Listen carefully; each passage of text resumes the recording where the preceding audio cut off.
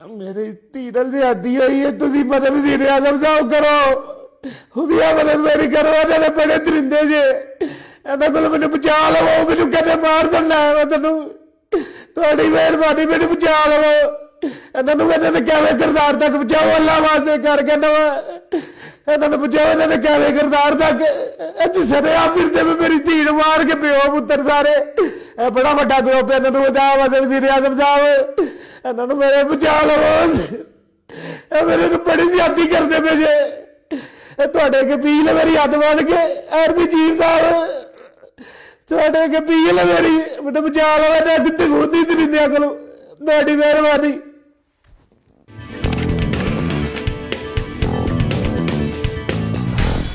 अस्सलाम वालेकुम। आज बड़ी तकलीफ़ दे चीज़ों को सामने रखते हुए अपने पाकिस्तानी माशरे के कुछ बेरहम जो एलिमेंट हैं, हक़ाइक़ वाक़यात हैं, उनके ऊपर बात करूंगा। सबसे पहले ये तस्वीर देखें इस डिस्प्ले के ऊपर जो आपको नज़र आ रही है। एक बच्ची बड़ी मायूसी के आलम में, जिसको गुनाह कहते हैं, उसके साए तले आसमान के नीचे चारपाई के ऊपर बैठी है। और ये बच्ची, इसके साथ क्या हुआ उससे कबल थोड़ा सा और माजी में चलते हैं, चंद दिन पहले की बात करते हैं। आप अक्सर सुनते होंगे कि कभी किसी ज़ैनब के साथ ज़्यादती हुई, वो टेलीविज़न के ऊपर आया और उसको इंसाफ मिल गया। मरने के बाद क्या इंसाफ होता है,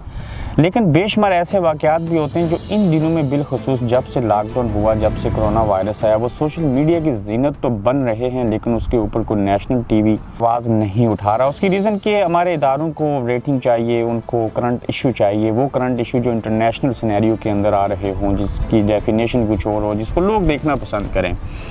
गुजरात के अंदर एक ऐसे शख्स ने जिसका नाम श्री समथिंग है, जिसका तल्लक काफ लीग से है, उसके घर में जो शख्स मुलाजम था, उस दरिंदे ने उसकी बेटी के साथ जिनसी ज़्यादती की। जिनसी ज़्यादती के बाद कहा गया कि उसको जहर दे के मार दिया। क्या, क्यों जहर दे के मार दिया, क्या ये भी एक सोचने वाली बात होगी। लेकिन सबसे बड़ा जुल्म ये है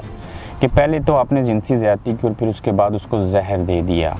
फिर ये जो लड़की दूसरी है, हाँ ये भी सुना कि उसको पुलिस ने अरेस्ट किया है, लेकिन अगर वो काफ लीग के साथ उसका तल्लक है तो वो कहाँ अरेस्ट होगा, कहाँ उस मर जाने वाली बच्ची को इंसाफ मिलेगा। उसका वालिद उसके घर में नौकर था, लेकिन उसने अपने नौकर की बेटी को भी ना छोड़ा। क्या उस पाकिस्तानी माशरे में, हमारे इस माशरे में गरीब होना क्या जुर्म बन गया है? क्या वजह है कि हमारे, जैसे पिछले दिनों में एक वीडियो जो मैंने की थी काफ़ी क्रिटिसाइज़ हुआ कि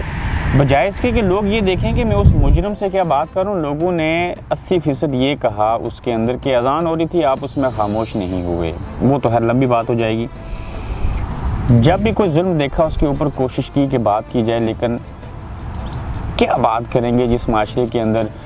आपको इंसाफ ना मिले, जिस मुल्क के जो अदलिया इदारे हैं वो इंसाफ फराम ना करें। ये कबातें, ये किस्से, ये कहानियाँ तब जन्म लेते हैं जब वालिदैन अपने बच्चों की तरबियत ना कर सकें, जब आपकी तवज्जो बच्चों के बजाय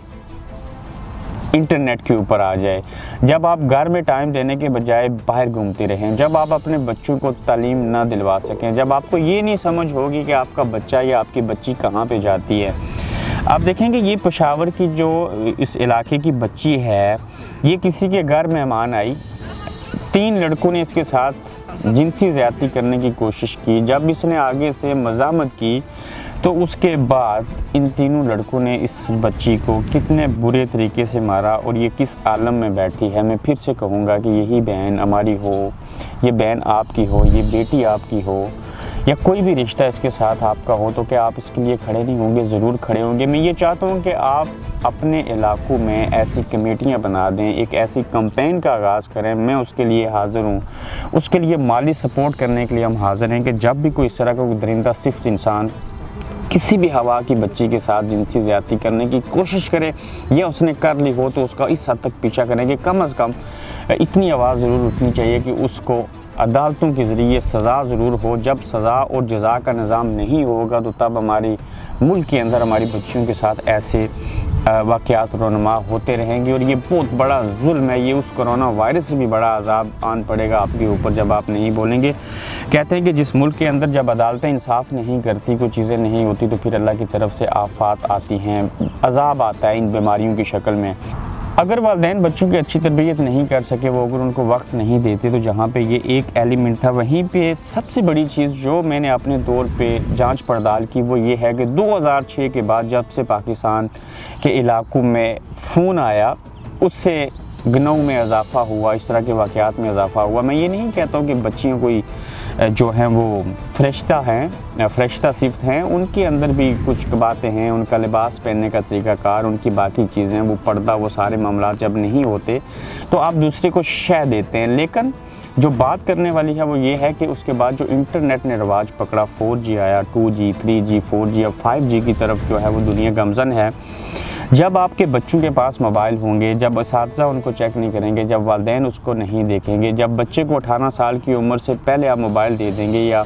फिर उसकी देखभाल नहीं करेंगे, तो उसके अंदर वो ब्लूप्रिंट फिल्में देखेगा, वो वीडियोस देखेगा। जब इस तरह की हरकतें करेगा तो वो इंसान से शैतान बन जाएगा, उसका अपने होश व हवास के ऊपर काबू नहीं रहेगा, उसको तलब होगी, वो दूसरों की बच्चियों को दरिंदों की तरह देखेगा और फिर इस तरह की हरकत करेगा। जब वो आगे से मज़ामत करेंगे तो अगर कोई गरीब होगी तो उसी के साथ ही ऐसे होता है, किसी अमीर की बच्ची के साथ, किसी ब्यूरोक्रेट, किसी पॉलिटिशियंस की बच्ची के साथ आप ज़्यादती करके देखें, कभी ऐसा वाक़या रुनमानी हुआ, वो ये होगा कि उसने मर्ज़ी से शादी कर ली, उसने प्यार मोहब्बत और इश्क कर लिया,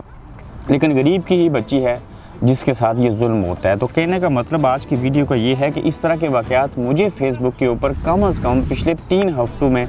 4 केस बताए गए कि आप इसके ऊपर बात करें, दिल करता है बात की जाए, कोशिश होती है इसको उजागर करें इस तरह के इशू को, लेकिन किसके सामने करें, मुझे बताएं वो इदारा। मेरा काम है बात करना, मैं उन इदारों से वो चीज़ नहीं कह सकता हूँ जिस हद तक मैं आप सोसाइटी के अंदर, जिस गाँव में, जिस माशरे के अंदर, जिस महल्ले के अंदर ये जुर्म होता है, अगर वहाँ का खड़पैंच, वहाँ का नौजवान, वहाँ का बाज़मीर इंसान खुद उसके ऊपर आवाज़ नहीं उठाएगा, उसके लिए फ़िज़िकल कोशिश नहीं करेगा, उसको इंसाफ दिलवाने के लिए, इस जुर्म को रोकने के लिए, तो तब तक हमारी बच्चियों, बहनों, बेटियों के साथ इस तरह की हरकतें होती रहेंगी। तो कहने का मतलब ये है इस वीडियो में जो आज का मेरा इसके जो सियाक व सबाक हैं कि आप लोग खुद ऐसे जुल्म के ख़िलाफ़ खड़े हों। इसलिए ज़रूरी नहीं है कि आपके पास कैमरा हो,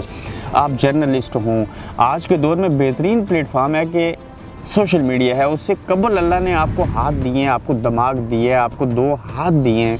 तो आप क्यों नहीं उससे इस जुर्म को रोकने की कोशिश करते? आप क्यों दूसरे के ऊपर रिलाई करते हैं? अपने हिस्से का काम आप करें, बाकी अल्लाह के ऊपर छोड़ दें, और कम से कम कोशिश ज़रूर करें इस अंधेर नगरी में। जब तक आप आवाज़ नहीं उठाएंगे, जब तक आप उस मज़लूम का सहारा नहीं बनेंगे, तब तक कुछ नहीं होगा। मुझे अच्छा लगता है जब आप लोग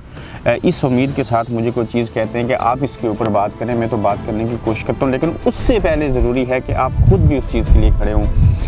मैं कोशिश करूंगा कि आइंदा चंद हफ्तों तक एक प्लान तरतीब दिया जाए, एक कमेटी बनाई जाए, एक ऐसी चीज़ का आगाज़ किया जाए जो कि कम से कम ये जो जुर्म होता है बच्चियों के साथ जिनसी ज़्यादती का, इनको पाए तकमील तक, ऐसे मुजरिमों को, ऐसे दरिंदों को पहुंचाने तक एक चीज़ का आगाज़ करें ताकि उनकी मदद हो सके। अपना ख्याल रखें और इस वीडियो में फ़ीडबैक ज़रूर दीजिएगा कि क्या आप इस तरह की सोच, इस तरह का इरादा रखते हैं कि एक ऐसी कमेटी बना के नौजवानों की मुख्तलिफ़ जगहों के ऊपर जो कि इस चीज़ की रोकथाम के लिए कोशिश करें। तो मैं ज़रूर मुंतज़िर रहूँगा आपके ख़यालात का।